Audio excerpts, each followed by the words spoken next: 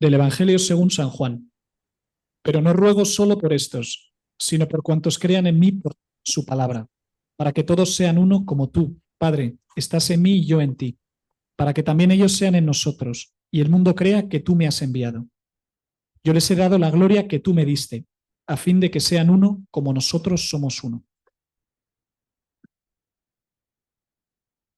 Gracias.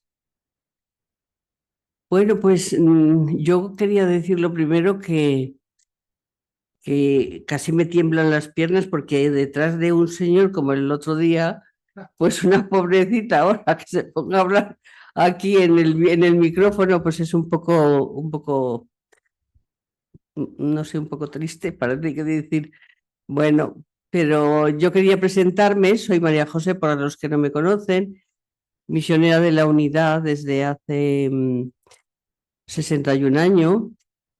A mis 25 ya era misionera de la Unidad.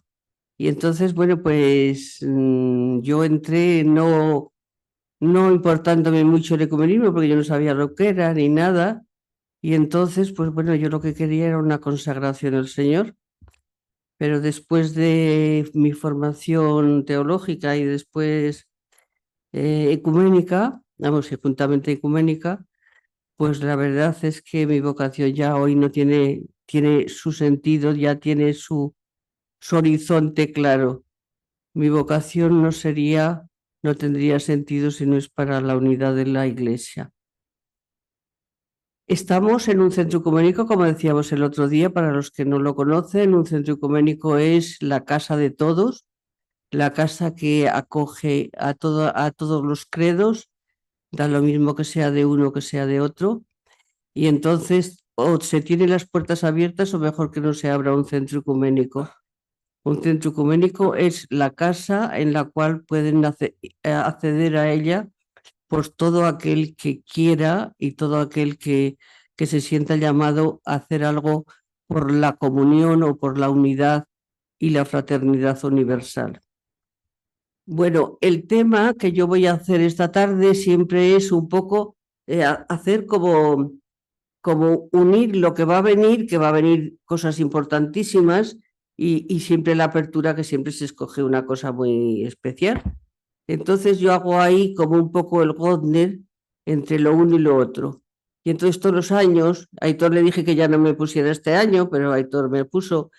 Entonces yo siempre hablo un poco del ecumenismo, que nos, mm, que nos pongamos en la situación en que se encuentra ahora mismo el ecumenismo a nivel internacional. Porque claro, en España el ecumenismo pues es muy modesto.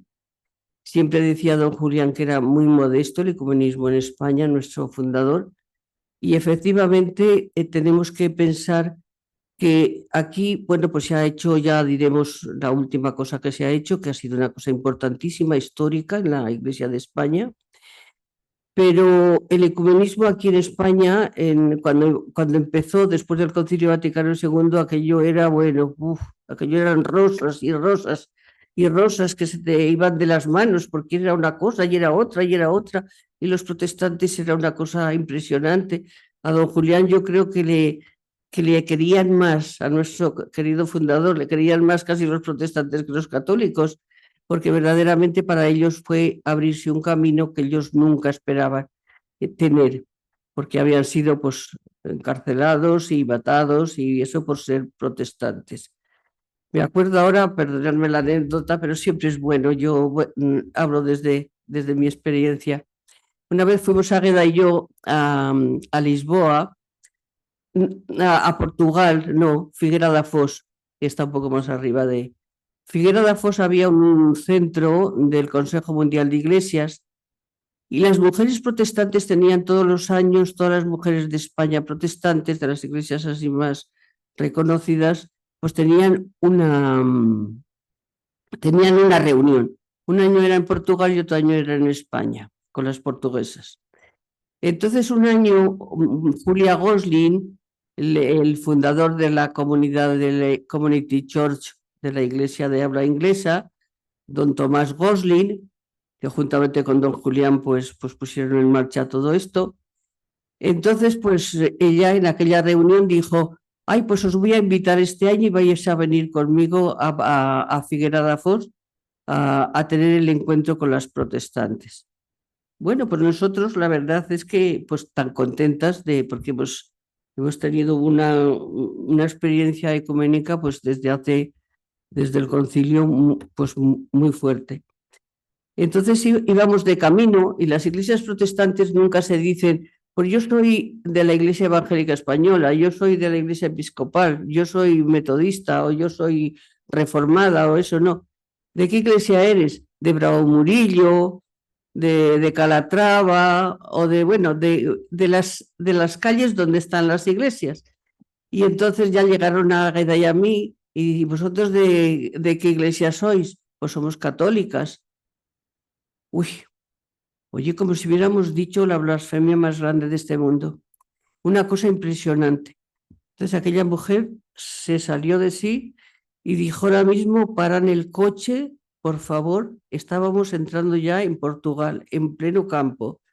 Paran el coche y ella se baja, porque si no yo aquí no puedo continuar yendo en este autobús. Entonces, la verdad es que fue un momento muy fuerte, fue muy violento. Entonces Julia Gosli dijo, no son ellas las que se han metido, soy yo la que las he invitado y ellas son católicas. No, yo no puedo, es que con una católica imposible ir en un autobús. Mi marido murió por ser protestante en la cárcel y le mataron. Bueno, pues luego después esta señora nos pidió perdón, luego después dijo que no faltáramos nunca más a esas reuniones, etcétera. Pero el momento fue fuerte, porque pues estoy hablando a lo mejor hace 40 o 50 años. Y claro, pues en aquellos momentos eran muy complicados. Y entonces, bueno, pues quiero decir que nosotros en España tenemos que estar convencidos de que, como decía nuestro fundador, un ecumenismo modesto. Hacemos lo que podemos, ¿verdad? Y todo lo que podemos. Y decía don Julián también, nuestro fundador, con estos bueyes tenemos que arar, no hay otros, pues entonces con estos hay que arar.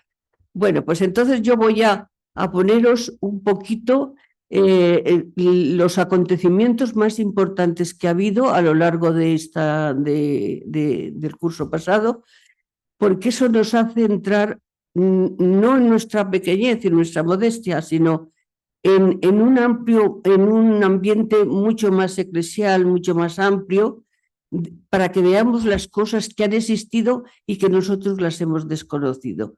Entonces yo voy a coger unas cuantas, he querido hacer unas diapositivas, pero como el viernes fue la apertura, yo no me muevo mucho en esto, mis hermanas no han tenido tiempo, bueno, entonces yo os voy a ir mostrando un poco, porque esto yo lo he cogido todo de las noticias que han ido llegando de acontecimientos ecuménicos. Yo tengo la mala suerte de que todos los días tengo que mirar y todas las cosas que sean ecuménicas las saco, porque verdaderamente esto hace más historia que un libro, porque un libro pues te habla de un tema, pero es que esto es verdaderamente una historia que se ha vivido. Y eso es lo que vamos a hacer en esta charlita esta tarde. Es el ecumenismo hoy. Siempre hemos reconocido que el ecumenismo, que es un soplo del Espíritu a su Iglesia, es un movimiento y como todo movimiento es cambiante y por ello unas veces se mueve más deprisa y otras más despacio. Nunca vivimos de forma lineal, sino con unos altos y con unos bajos, pero como en toda actividad, en todo acontecimiento. La unidad, antes que una línea, es meta, es camino. La unidad como camino exige esperas pacientes, tenacidad, esfuerzo y compromiso. La unidad puede ser acogida solo por quien decide ponerse en camino hacia una meta que puede parecer más bien lejana. Esto lo dice el Papa muchas veces. Dice, tenemos un camino muy lejos, muy lejos. Tenemos una proyección muy larga. pero no debemos por eso de dejar de caminar en el camino que hemos emprendido. Sin embargo, aquel que corre esta vía es confortado por la continua experiencia de la comunión, que alegremente vislumbra, aunque no todavía alcanzada. Por ello, la búsqueda de la unidad se hace camino. Voy a intentar centrarme en el momento presente, en cómo se encuentra el ecumenismo hoy en las iglesias. El año pasado me centré en el plan estratégico para los próximos 8 años que el Consejo Mundial de Iglesias había marcado como objetivos ecuménicos que paso a recordar. El primero era reforzar la comunidad y profundizar en la sociedad de comunión. Eso es lo que tiene el Consejo Ecuménico de las Iglesias para sus 8 años hasta que vuelva. Tuvimos la última asamblea en Alemania, en Karlsruhe, y la segunda, pues no sabemos dónde será.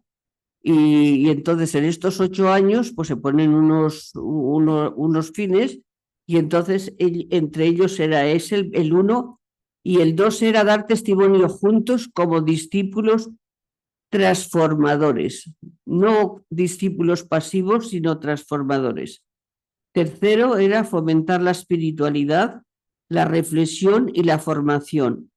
En este viaje, el Papa Francisco, gran defensor del diálogo ecuménico, aconsejó a los jóvenes que invitaran a discutir sobre su religión. Eso yo creo que todos lo hemos leído en una formación que necesitamos todos. Y entonces el Papa, cuando ha estado últimamente en Sudán, que luego hablaré de ello, pues decía que los jóvenes que no se detengan en hablar de las diferencias religiosas, sino que toda la religión son un camino para llegar a Dios. Esto parece que ha levantado bastante polvoreda y hay bastante movida, porque claro, esta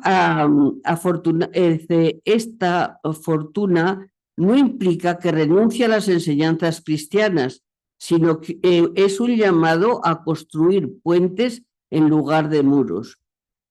Y el cuarto punto era promover una comunicación innovadora e inspiradora, como son las redes sociales, los seminarios, los grupos, etcétera. Que no nos quedemos.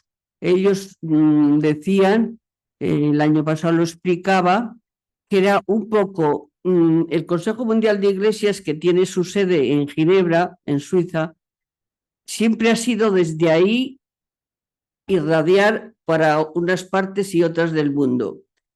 Pues ahora parece ser que dicen no, es de que en lugar de que vengan al Consejo Mundial de Iglesias, vamos a ir nosotros. Esto es lo que también lo tienen muy presente. Es que ellos vayan en busca de los grupos, en busca de la gente que trabaja por la unidad y que representa además al Consejo Mundial de Iglesias, claro. Entonces es como una salida del centro para afuera. Eso es lo que también están trabajando. Con estos 4 objetivos, el Consejo Mundial de Iglesias nos deja claro que el ecumenismo es una peregrinación, es decir, un camino religioso.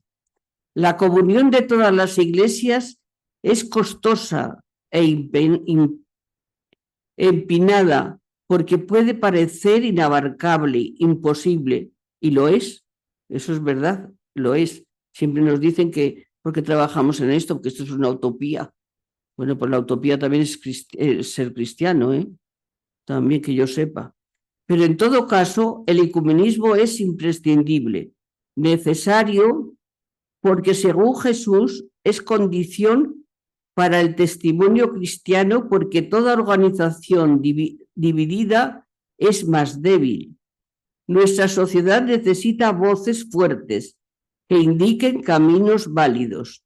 Este camino solo puede ser de aprendizaje mutuo. Entre todos vamos, no es que sepamos exactamente, porque hoy se piensa, madre mía, se habrán escrito libros y libros y libros sobre el método para conseguir la unidad. Hoy ya nadie habla de método, ya todo el mundo habla pues de lo imprevisible, cómo lo hacemos juntos, de una manera, de otra. Cada vez salen caminos diferentes de ecumenismo.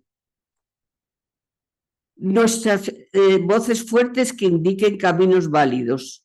Este camino solo puede ser de aprendizaje mutuo, de intercambio de dones de unos para los otros. Parece que estamos en este momento, estamos en este camino de intercambio de unos para con otros, reconocer el don que el otro tiene y aceptarlo como mío. Y yo y ellos aceptar mi don que yo tengo, que a lo mejor ellos no tienen, aceptarlo como suyo. Ese yo creo que es la fuerza que hoy el Papa y vamos, el Consejo Mundial de Iglesias y todo, tanto el Pontificio Consejo también va en este camino, y es descubrir los dones que el otro tiene y hacer que unos con otros nos valoremos cada vez más. El movimiento ecuménico está consagrado a la colaboración de nuevas oportunidades para las iglesias. Es una anticipación de la unidad futura. Nosotros estamos a la mitad del camino. Estamos anticipando la iglesia del futuro. Hay una organización que vino hace muchos años a implantarse aquí, que salió de una anglicana y luego después se hizo católica, y esta mujer hizo una asociación internacional que se llama Asociación de Amigos para el Ecumenismo.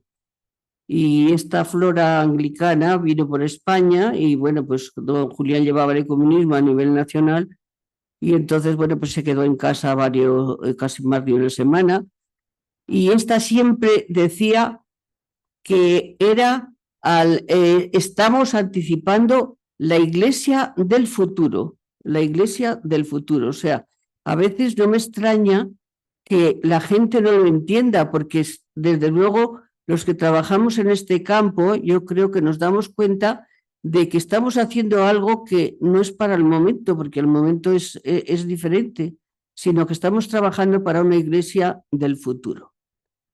Bueno, pues voy a entrar ahora ya a ver unos aspectos que han existido este año que quizá no sean una novedad para nosotros. El primero que yo quería resaltar era en Pentecostés del año pasado. El Papa Francisco, es que son cosas muy muy nuevas. El Papa Francisco envió un vídeo al arzobispo de Canterbury, que es el representante de toda la iglesia anglicana, máxima autoridad de la iglesia anglicana, subrayando que solo caminando juntos llegaremos lejos y más unidos testigos de misericordia para la humanidad duramente probada. Pidamos al Espíritu Santo el don de la unidad, porque solo difundiremos fraternidad si vivimos como hermanos entre nosotros. No podemos pedir a la humanidad que esté unida si nosotros avanzamos por caminos diferentes. Recemos unos por otros y sintámonos responsables los unos de los otros. Aquí tenemos, que es lo que os decía, aquí está el Papa, dice, el Papa hace una llamada a la unidad de los cristianos, caminando juntos llegaremos más lejos. Dice, con motivo de la solemnidad de Pentecostés, el Papa Francisco envió un mensaje al obispo de Canterbury, que claro, esto yo creo que es la primera vez que un Pentecostés recibe un representante de la iglesia anglicana, o podría haber sido la iglesia luterana. Es la primera vez que recibe un vídeo donde le dice, no podemos continuar separados, tenemos que vivir juntos. Eso es uno de los aspectos que, vamos, yo pues como casi todos, pues desconocemos que haya estos intercambios tan importantes, porque recibir del Papa un vídeo para Pentecostés tan significativo, lo que es Pentecostés, que es la unidad, ¿no?, de la Iglesia, partos, medos, elamitas, etcétera, etcétera. Hay una cosa que a mí siempre me ha llamado la atención y que siempre me resulta muy cercana y como muy familiar. El Papa desde hace muchos años lleva recibiendo una delegación ecuménica de Finlandia.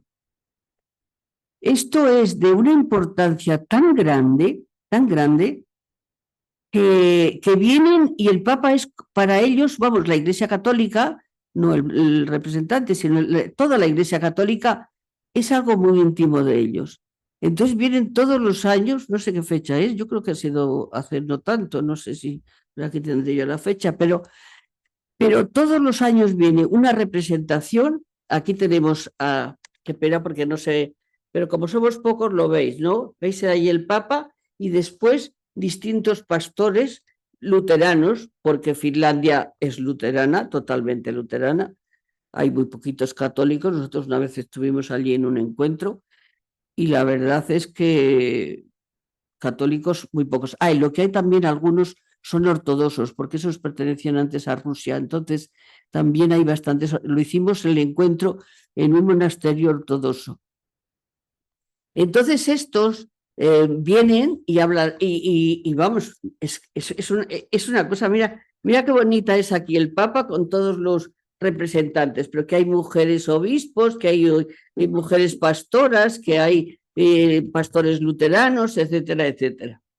Entonces estos, desde hace años, el Papa recibe una delegación ecuménica de Finlandia, con que mantiene un encuentro y reflexiones en torno a la ansiada meta de la unidad de los cristianos. Esto me suena un poco a las conversaciones de Malinas, al movimiento de Oxford, que son gente, no gente que manda en la iglesia, no, sino, aunque sean pastores y pastoras y algún obispo, pero sienten dentro de ellos la pasión por la unidad y buscar la unidad. Entonces lo hacen no porque lo manda la iglesia, sino porque un grupo de personas se lo propone y hace este encuentro que para mí es de las cosas, siempre lo leo con un detenimiento grande y con mucha familiaridad. Este año, con un mensaje esperanzado. Estamos en camino, dice el mensaje que han tenido, y nuestra meta no está lejos, no es inalcanzable, porque el Señor ha salido a nuestro encuentro con su misericordia, se ha acercado en la encarnación y se ha hecho camino para que podamos caminar seguros. Este es el lema que han traído, pero no buscan nunca temas de fricción o así, sino buscan temas verdaderamente sobre la unidad, Bueno, pues este es otro acontecimiento. El tercer acontecimiento que quería comentar, porque luego si queremos pues podemos comentar y entre todos ver algo. Sabéis que cuando el Papa Francisco ha dado eso que dijo de la bendición de parejas, pues ha levantado, sobre todo en los costos, unas ampollas muy grandes, de tal manera que escribieron a Roma, pero no creáis que es un costo. Es que fijaros, aquí son 100 o más costos en un monasterio cerca de Alejandría.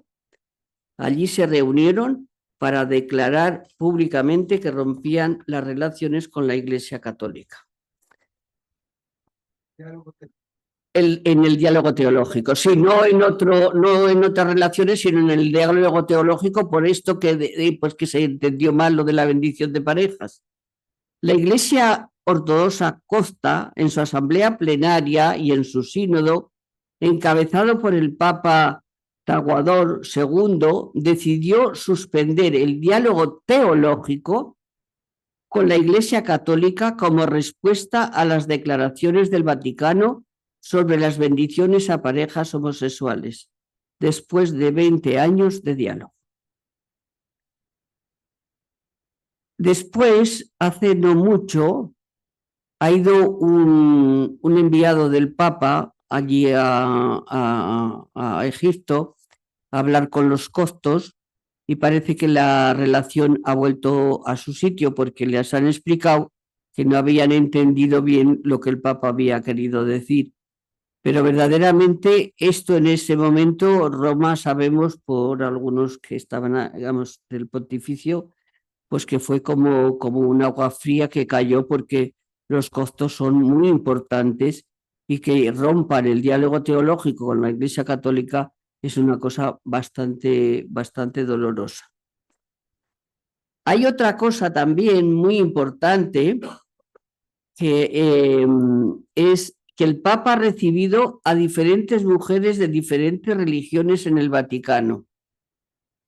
Participantes en la conferencia internacional, las mujeres construyen una cultura del encuentro interreligioso, promovida por el Dicasterio para el Diálogo Interreligioso en colaboración con la Unión Mundial de Organizaciones Femeninas Católicas, la UMOF. La UMOF, sabemos todos que yo no sé si ahora está muy viva o no está muy viva, pero la UMOF, en ella Pilar Bellosillo, que era la única mujer que fue española en el Concilio Vaticano II, y nosotros hemos trabajado mucho con ella, en su casa hemos tenido montones de reuniones. Está de frente a los Jerónimos, ahí vive ella detrás del RID, ahí tienen la casa ella y su hermana, y allí hemos ido muchas veces. Entonces, Pilar Bellosillo era la presidenta de la UMOF Internacional, que es todas las mujeres católicas de todo el mundo y que se reúnen pues cada 2 años, una cosa así. Bueno, pues lo han hecho en Roma y entonces ahí había distintas, voy a terminar de leerlo, tuvieron una audiencia con el Papa, quien subrayó la singularidad de la reunión señalando que no es un acontecimiento habitual, que mujeres creyentes de 12 religiones, esto es lo importante, de 12 religiones de todo el mundo, se reúnan para debatir cuestiones importantes relativas al encuentro y el diálogo para promover la paz y el entendimiento en nuestro mundo herido. Esta iniciativa refleja un compromiso con el diálogo interreligioso y la búsqueda de soluciones conjuntas a problemas globales, destacando el papel fundamental de las mujeres en estos procesos. O sea, el Papa, yo creo que, vamos, el Papa y sobre todo los colaboradores, porque el Papa es imposible que pueda llegar a todo, pero buscan todas las ocasiones que haya. Saben que está la UMOF allí reunida internacionalmente y que a lo mejor eran 3.000 mujeres, pues entonces buscan todas las representantes y visitan al Papa, porque encontrar 12 religiones es un número considerable, me parece. Y tuvieron un encuentro con el Papa, que se las ve aquí a las mujeres, se las ve aquí, pues, como las audiencias que hace el Papa, pues así, y están todas, pues habrá unas 40 o 50 mujeres ahí, porque además irían otras también en representación. Pasamos después a otro acontecimiento importante, Crecer Juntos, y nos hemos enterado, pero todo por la prensa, porque si no esto no nos llega. Nos hemos enterado que obispos católicos y obispos anglicanos tuvieron un encuentro en Roma, voy a leerlo y luego después lo comentamos, pero daros cuenta que son obispos católicos y obispos anglicanos, que se van a hacer una convivencia en Roma y después van por las parroquias un anglicano, un obispo anglicano y uno católico, presentándose como testimonio de unidad con la Iglesia anglicana. Bueno, luego ya lo decimos, que con la Iglesia anglicana hay momentos que parece, don Julián decía, antes que con la Iglesia ortodoxa que nos une toda la doctrina, nos vamos a juntar con los anglicanos, porque parece que todo venía dado, parece que todo venía pero vino la ordenación de mujeres y aquello ya se rompió de una cumbre de debate ecuménico y peregrinación de una semana se celebró en Roma durante la Semana de la Unidad del 24. La reunión de 50 obispos de diferentes países refleja un compromiso serio en la búsqueda del entendimiento y la colaboración entre estas dos tradiciones cristianas. La idea de que cada obispo participara en parejas, uno católico y otro anglicano, simboliza no solo el deseo de la unidad, sino también el respeto por la diferencia y la comprensión mutua. Visitaron los santos lugares de Roma y Canterbury, rezaron, reflexionaron, aprendieron unos de otros. El objetivo de debatir formas de creer juntos en el testimonio y la misión en el mundo. Un gran método ecuménico porque verdaderamente si ellos se manifestaron, que yo aquí no lo he recogido, pero sí que la nota lo decía, la importancia que hicieron el visitar no solamente los lugares de Roma, de los mártires y demás, sino ir a algunas parroquias como testimonio de unidad, un obispo anglicano y uno católico. A mí me parece eso, son métodos que están apareciendo, ahora ya no sirve que el método inclusivo, que el método bueno, pues distintos métodos que había antes, pues ahora son distintos momentos que el Espíritu va iluminando la Iglesia y entonces la Iglesia responde hacia eso y a lo mejor pues se hacen cosas que no se han hecho nunca, por ejemplo, buscar a las mujeres de la UOZA de 12 religiones, pues eso no es corriente. Que los de Finlandia vengan a eso, pues no es corriente. Que vengan los anglicanos a pasar una semana con los obispos católicos y dar ese testimonio entre las parroquias y ante los lugares sagrados, pues es una cosa que no se preveía. Son cosas del Espíritu que va poniendo en la Iglesia y que la Iglesia va respondiendo. También otra cosa importante, bueno, esto era también que es donde estaba aquí. Y luego una cosa muy importante es la visita que han hecho el Papa, el obispo de Canterbury y un obispo anglicano en Sudán del Sur. También esto sí que a lo mejor lo habéis leído y lo conocéis. El Papa ahora ya no va a los sitios él solo, representando a la Iglesia Católica. Por ejemplo, en el Sudán donde ha ido, la mayoría son anglicanos. ¿Qué ha hecho el Papa? Llevarse al obispo, al arzobispo de Canterbury, el representante de todos los anglicanos.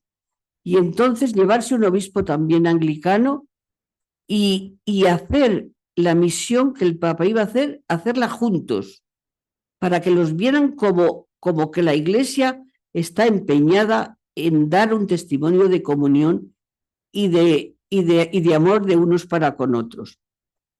Del 3 al 5 de febrero de este año, el arzobispo de Canterbury y el Papa con un obispo anglicano visitaron el Sudán del Sur. Este viaje ecuménico a uno de los países más jóvenes del mundo, que sigue sufriendo el dolor y la muerte por el conflicto bélico que arrasó el país durante la independencia, las inundaciones y las hambrunas. Sabemos que el Papa no va a ningún país que no vea que verdaderamente hay un dolor humano fuerte para hacerse presente. Entonces, esto, vamos, es que lo dice todo, lo dice todo. Los tres iban, donde iban a hacer un testimonio, un culto o lo que fuera, allí estaban los tres manifestando que, gracias a Dios, ha llegado una época de Iglesia donde no queremos que sigan las guerras y los enfrentamientos entre cristianos. esto también es importante porque luego ya esto ya de... Aquí se les ve, mirar, ahí hablando los dos, es una cosa muy importante, muy importante. Dice, vamos, dice el Papa, vamos como servidores para ampliar, para aplacar los gritos del pueblo del Sudán del Sur. Esta peregrinación ecuménica por la paz, sin precedentes en la historia de la Iglesia, forma parte de un viaje apostólico del Papa a la República Democrática del Congo y al Sudán del Sur. Viviremos juntos, dice aquí, viviremos juntos. Viviremos juntos como hermanos, una peregrinación ecuménica de paz, de paz. Se celebró una vigilia ecuménica de oración por la paz y se reunieron con personas desplazadas por el conflicto y dar testimonio ante el conflicto, y así dieron testimonio del Dios que nos reconcilia. Este acto no solo refleja la importancia de la oración en momentos de crisis, también simboliza la unidad entre diferentes comunidades religiosas por un esfuerzo común por conseguir la paz. Verdaderamente, ya es que yo creo que ha llegado el momento donde a lo mejor las palabras nos resultan ya muy repetitivas. Y entonces sea el momento de dar gestos, porque el gesto de verdaderamente de ir juntos a hacer una visita a un país mayoritariamente anglicano, ir con el Papa va por motivos de dolor humano, pero y luego después por la presencia ecuménica. Yo creo que estos gestos verdaderamente dicen mucho más que las palabras. Y eso que os decía antes, que la Iglesia anglicana, el Papa le dice al obispo de Canterbury también, esto fuera del Sudán, ya le dice que, las relaciones anglicano-católicas llevan muchos años años pasados por momentos agridulces. Los dulces, estos que hemos mencionado, la visita al Sudán junto con el Papa el 2 de mayo del 24, con todos los primados de la comunión anglicana, se reunió en Roma, también lo que acabábamos de decir antes, para plasmar la comunión real, aunque imperfecta, pero bastante comprometida. Y dice, pero vienen los agridulces. ¿Cuáles fueron los agridulces? La ordenación de mujeres, por eso os decía nuestro fundador, la Iglesia anglicana y la Iglesia católica en cualquier momento se pueden unir.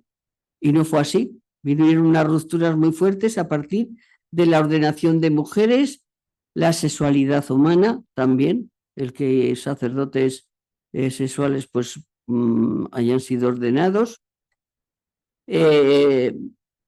las parejas del mismo sexo que tienen, pues puede ser un pastor y vivir con su pareja.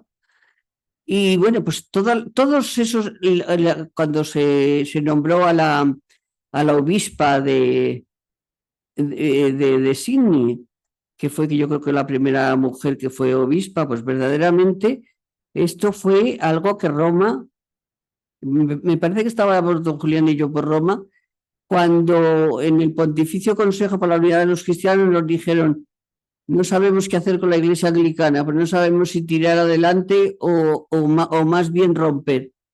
¿Por qué? Porque eran momentos que estaba tomando unas decisiones muy fuertes.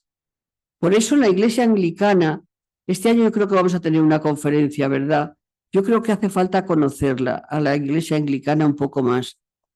La Iglesia anglicana, sobre todo en África, es muy numerosa, muy numerosa. También en Estados Unidos. En Estados Unidos tenemos pastores que conocemos que pasaron por aquí, por España, y verdaderamente son muy numerosas las iglesias anglicanas. Entonces, la las iglesias anglicanas no todas piensan igual. Ahora mismo tenemos la Asamblea de Canterbury, que se dice que lo celebran cada, no sé si 5 o 6 años o algo así. Don Carlos López va con su esposa también. Y entonces, pues esos son los que se llaman de Canterbury. Pero resulta de que hay otro grupo, que son sobre todo los africanos, que se reúnen, en vez de en Inglaterra, se reúnen en Jerusalén. Y entonces, ¿qué pasa?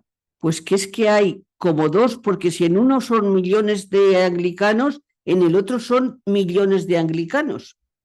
El mundo anglicano es muy fuerte. Entonces, pues sobre todo por estos problemas, igual que con el problema con la Iglesia Católica, la ordenación de mujeres, la sexualidad, ellos verdaderamente no comparten con ellos. Y cuando ves la foto de las asambleas anglicanas de Canterbury, bueno, pues son cientos y cientos y cientos de obispos, pero después ves también la de Jerusalén y también son cientos y cientos.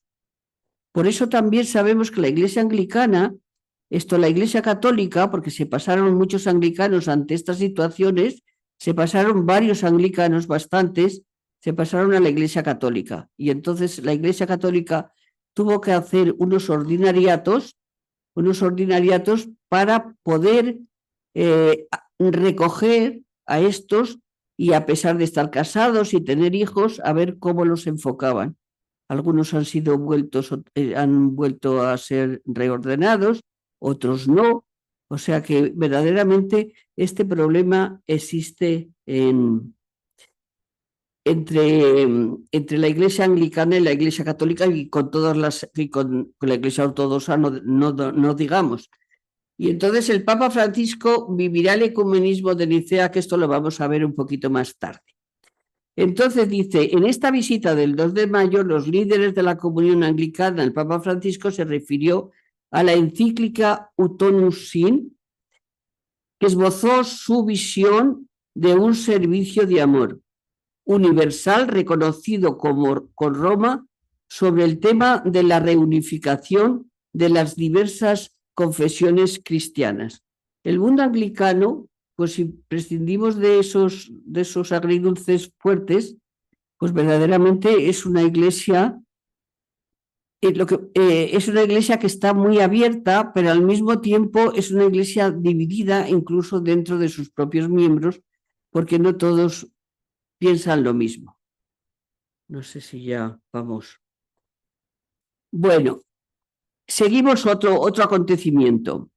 El Papa de los 5 continentes y la Iglesia que aún puede resurgir de sus cenizas. Asia, ¿cuándo está el Papa ahora? En Asia, en Oceanía, en Papúa Nueva Guinea, pisando por primera vez suelo oceánico. En este viaje, el Papa Francisco, gran defensor del diálogo interreligioso, aconsejó, esto ya os lo he dicho antes, esto yo creo que ha sido una metedura de pata mía porque esto se repite, les dijo que todas las religiones son un camino para llegar a Dios. Y dice el Papa, vivimos en una sociedad cada vez más multirreligiosa, donde el encuentro con personas de diversas creencias es una realidad cotidiana. Todas las religiones parecen tener un fondo común: el respeto por la persona, la búsqueda del bien y el buen corazón. Pero surge una pregunta crucial para los cristianos. Si todas las religiones son iguales, ¿para qué evangelizar? En el corazón de esta pregunta se encuentra una tensión entre el respeto por las creencias de los demás y la convicción cristiana de que solo en Jesucristo se encuentra la plenitud de la verdad y la salvación.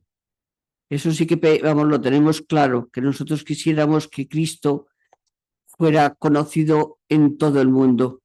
Y verdaderamente, aunque reconozcamos que el otro también tiene un camino de salvación y un camino para llegar a Dios, no puede olvidar que verdaderamente para nosotros Jesucristo es la plenitud del universo y el Salvador de todos los hombres.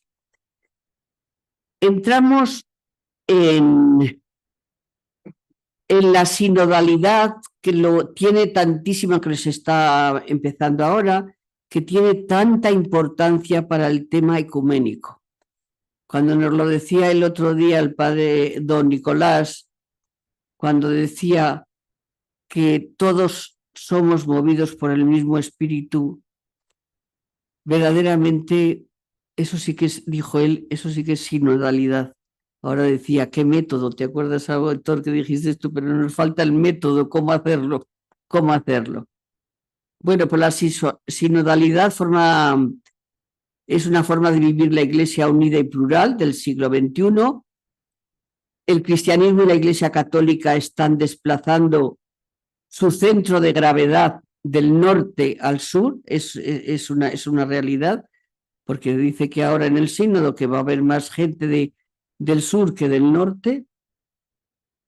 A principios del siglo XX, el 80% de los cristianos vivían en Europa y América del Norte, y solo el 20% en África, Asia, América Latina y Oceanía. Y en los siguientes años, la proporción se ha invertido.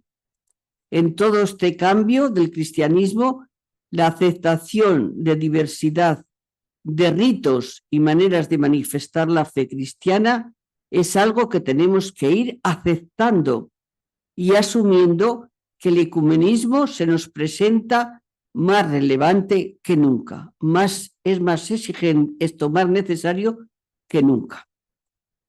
Y voy a terminar diciendo un poco del Concilio de Nicea lo que sabemos, lo poquito que sabemos. Pero sí que sabemos ya algunas cositas que son bastante interesantes. Tanto el Papa como la cristiandad viviremos el ecumenismo de Nicea. En Nicea, como el otro día se nos decía, se nos dio el credo, por tanto es a partir de ahí que todos los cristianos podamos encontrarnos para verdaderamente decir, de aquí nacimos y aquí tendremos que volver. Entonces, una vez más, el Papa no va a ir a Nicea solo, que está en Turquía, Nicea. No va a ir solamente él solo, sino que va a llevar al Bartolomé I de Constantinopla, el arzobispo ortodoxo griego. Entonces, esto lo hacen después de 1700 años de su celebración. Se están preparando grandes acontecimientos. Nos han dicho que nos vamos a quedar impresionadas de tantos acontecimientos. Yo ya tengo ganas de saber qué acontecimientos tenemos este año para el 25, porque dice que todo el mundo se está volcando. Entonces vamos a ver si podemos disfrutar de alguno de estos grandes acontecimientos.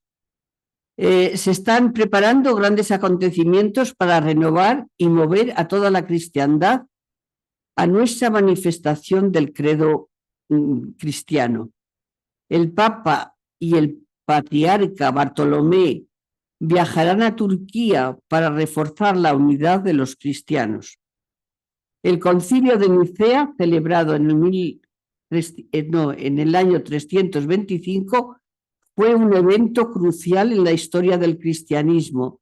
Estableció el credo niceno, una declaración de la fe que sigue siendo fundamental para muchas denominaciones cristianas hasta hoy. La celebración del 1700 aniversario del Concilio de Nicea en el 2025 promete ser un momento significativo para la cristiandad. Hasta ahora conocemos los siguientes acontecimientos: el encuentro del Papa y el Patriarca Bartolomé en Nicea. Un encuentro simboliza el esfuerzo por la unidad entre la Iglesia Católica y la Iglesia Ortodoxa, y la reunión en Nicea, donde se llevó a cabo el concilio original, enfatizará la importancia histórica y espiritual de este lugar en la tradición cristiana. Se espera que líderes de diversas comunidades cristianas participen, lo que subraya la importancia de la unidad y el diálogo ecuménico en el mundo. Por tanto, sabemos lo de Nicea, el patriarca Bartolomé y el Papa. Y una cosa últimamente que nos ha venido es, además, donde están los costos antes que os he enseñado esta iglesia, no, es un monasterio pegando a Alejandría. Pues en el mismo, cuando los costos se reunieron en sínodo, es este monasterio ortodoxo. Sabéis que dentro del Consejo Mundial de Iglesias hay distintos organismos. Uno se dedica a la misión, otro a la evangelización, otro así distintos.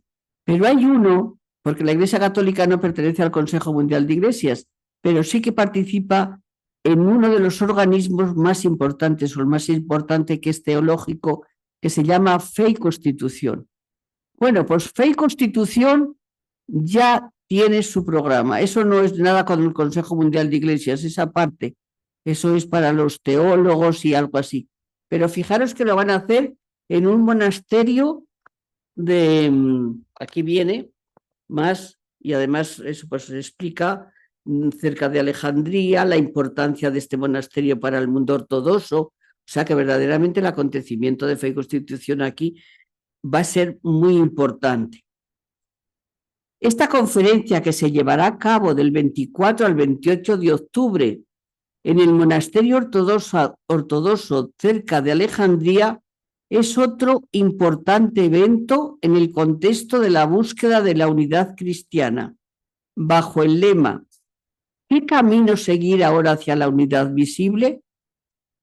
Porque os decía que hemos tenido muchos métodos, hemos tenido muchos caminos, pero cada vez pues se perfilan cosas nuevas y cosas importantes, pensando que es más válido para el momento. A mí me parece el tema importantísimo. ¿Qué camino seguir ahora hacia la unidad visible?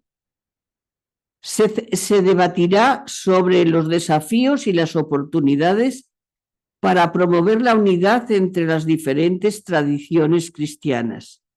La ubicación en Egipto, un lugar con una rica herencia cristiana y ortodoxa a nivel, y lo van a hacer sobre todo en el nivel teológico, porque la ubicación en Egipto, sabemos que los ortodoxos son pues más bien patrísticos, o sea, son más bien de los padres.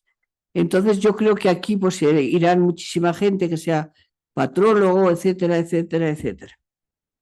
Y a mí esto me ha parecido precioso, porque el mundo ortodoxo también está muy dividido, porque como son iglesias nacionales, pues aquí tenemos en España que si la rusa no va bien con la rumana, que si la rumana no va bien con la griega, que si la griega no va bien con la rusa, que bueno, pues todas esas cosas, ¿no? Porque son iglesias nacionales. Entonces, que lo hayan hecho en el mundo ortodoxo me parece una cosa preciosa. Y el tema yo creo que no puede ser más. Y eso lo hace Fe y Constitución, que es un organismo donde la mitad de los teólogos son católicos y la mitad son protestantes o ortodoxos también, claro. Es el organismo verdaderamente teológico más importante que tiene el Consejo Mundial de Iglesias. Y para terminar, digo el último acontecimiento en España, porque todo lo hemos dicho de fuera. En España, pues los cristianos de España constituyen una mesa de diálogo interconfesional. El 16 de septiembre, hace 4 días, lunes, hemos podido disfrutar de un día histórico ecuménico en Madrid. Varias confesiones cristianas se han puesto de acuerdo para formar una mesa de diálogo interconfesional que trabaje para vigilar y poder manifestar todo lo que se oponga a la libertad y a las bases cristianas humanas que nos perjudiquen. Yo creo que esto es importantísimo. ¿Verdad que, Aitor? Fue un día precioso porque, ¿cuántos fueron? 11. ¿Cuántas son las que firmaron? ¿O 13? 11 o 12. 13, sí, yo creo que 13. Estaban los armenios y luego dentro de la Ferede, pues es que pertenecen pues a lo mejor 200 o 300 iglesias diferentes. Entonces estaba la Ferede, que es el organismo que agrupa a todas las iglesias que no son ni ortodoxas ni católicas. Pero los demás todos, anglicanos, protestantes, luteranos, metodistas, todo lo que haya, ella lo...